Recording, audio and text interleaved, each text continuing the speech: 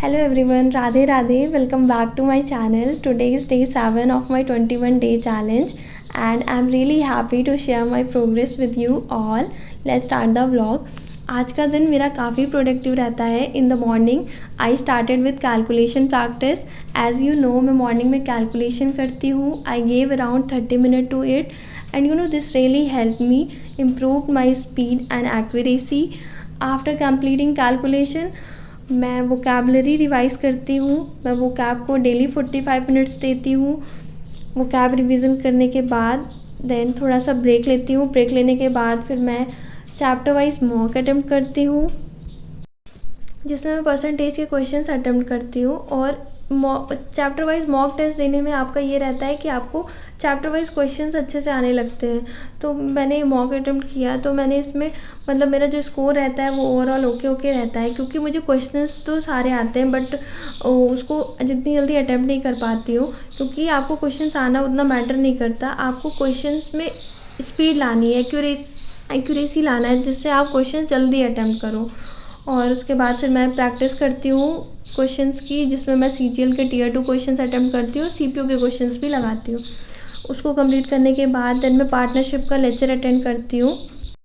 फिर थोड़ा सा ब्रेक लेने के बाद फिर मैं एडिटोरियल करने लगती हूँ. एडिटोरियल को करने में मुझे डेली 45 मिनट्स अभी लगता है और जिसमें मैं मॉक अटेम्प्ट करती हूँ. और मॉक में जो मेरा स्कोर रहता है मैं एक्सपेक्ट करती हूँ कि मेरा स्कोर 40 to 45 जाएगा बट जो आप एक्सपेक्ट करते हैं ना वो तो होता ही नहीं है. मेरा इसमें इतना गलत हो जाता है. आई डोंट नो इतनी सिली मिस्टेक्स कैसे हो सकती हैं किसी से. और मैंने एक पॉइंट ये भी नोट किया है कि अगर जब मुझे किसी क्वेश्चंस में 2 ऑप्शंस में डाउट होता है तो मैं गेस वर्क ना ही करूँ तो मेरे लिए बेटर है. क्योंकि मैं जब भी गेस वर्क करती हूँ और तो मेरा वो क्वेश्चन रॉन्ग हो जाता है. और इसमें मैंने 3-4 क्वेश्चन ऐसे थे कि मैंने गेस वर्क किया और वही क्वेश्चन सारे रॉन्ग हो गए. तो इस वजह से गेस वर्क नहीं करना चाहिए जब तक आप श्योरली उस पर कन्फर्म ना हो कि हाँ ये क्वेश्चन सही है, ये आंसर सही है. उसको करने के बाद फिर मैं नरेशन रिवाइज़ करती हूँ और साथ में बेसिक्स ऑफ ग्रामर भी रिवाइज़ करती हूँ अमन सर के नोट से. उसके बाद फिर शाम को मैं छत पर चली जाती हूँ थोड़ा सा और वहाँ पर मौसम काफ़ी अच्छा रहता है. काफ़ी रिफ़्रेशिंग फ़ील होता है. वापस आने के बाद फिर मैं नरेशंस के क्वेश्चंस करती हूँ नीतू मैम की बुक से. 50 क्वेश्चंस करती हूँ जिसमें मेरे 3-4 क्वेश्चंस होते हैं कि हाँ गलत हो जाते हैं. उस पर अभी थोड़ा और ध्यान देना है मुझे.